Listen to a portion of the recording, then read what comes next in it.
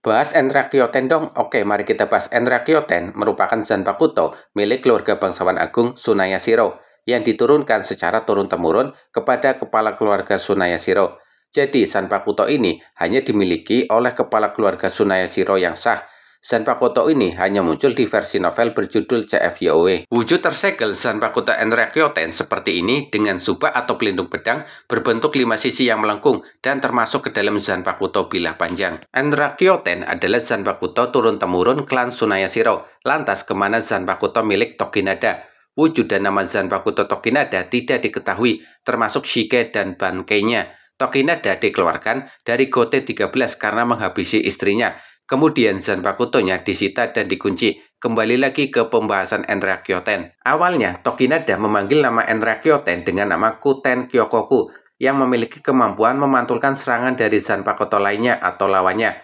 Terdengar mirip dengan zanpakuto milik Sotaicho Sunsui Kyoraku yang bernama Katen Kyokotsu. Memang mirip karena Tokinada sengaja melakukan itu untuk mengejek Kyoraku. Menurut Tokinada, Kuten Kyokoku adalah setengah dari perilisan shike-nya. Mantra pelepasan shike Enrakyoten adalah menyesap 4 samudra, menjalin pantai surga, lipat gandakan 10.000, dan pertajamlah Enrakyoten.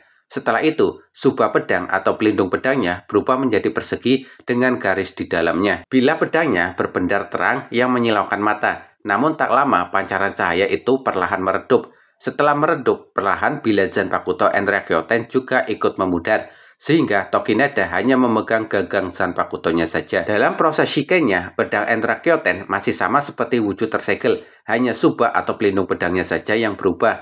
Namun semua goresan yang ada di bilah pedang yang diakibatkan selama pertarungan kemudian menghilang, sehingga bilah pedangnya mulus kembali sebelum bilahnya benar-benar menghilang. Banyak yang mengira Enrakyoten adalah zanpakuto yang bisa memanipulasi cahaya, tapi itu salah besar. Kemampuan sebenarnya dari Enrakyoten adalah mampu meniru dan menggunakan kemampuan zanpakuto lain. Di dalam novel, Enrakyoten adalah zanpakuto dalam wujud shike, mampu meniru dan menggunakan kemampuan zanpakuto lain dalam wujud shike-nya. Meniru kemampuan shike zanpakuto lain artinya Tokinada juga menyalin kelemahan dari zanpakuto yang ditirunya tersebut. Meniru dan menggunakan kekuatan zanpakuto lain tentu menguras stamina dan kekuatan penggunanya. Penggunaan Enrakyoten juga menguras sisa umur penggunanya dan itu bersifat permanen. Enrakyoten sama sekali tidak pernah ditampilkan dalam wujud bankainya. Bayangkan bila bankai Enrakyoten memiliki kemampuan meniru dan menggunakan bankai zanpakuto lain, tentu kekuatannya sangat menakutkan. Beberapa kemampuan zanpakuto yang pernah ditiru oleh Enrakyoten diantaranya Gagaku Kairo milik Kuroyashiki Kenpachi, Zenbon Sakura milik Kuchiki Byakuya, Wabisuke milik Kira Izuru, Hisagomaru milik Yamada Hanataro, Shuchi Namazu milik Senosuke Kurumadani, Heineko milik Rangiku Matsumoto, Ryujinchaka milik Genryusei Yamamoto, Kyoka Suiketsu milik Sosuke Aizen, Kinzara milik Rojuro Otoribashi, Shinzo milik Gen Ichimaru, Susumebachi milik Soifon. Kekuatan zanpakuto yang ditiru tergantung dari Reiatsu Tokinada. Artinya, kemampuan zanpakuto yang lemah bisa menjadi kuat ketika ditiru dan digunakan oleh Tokinada.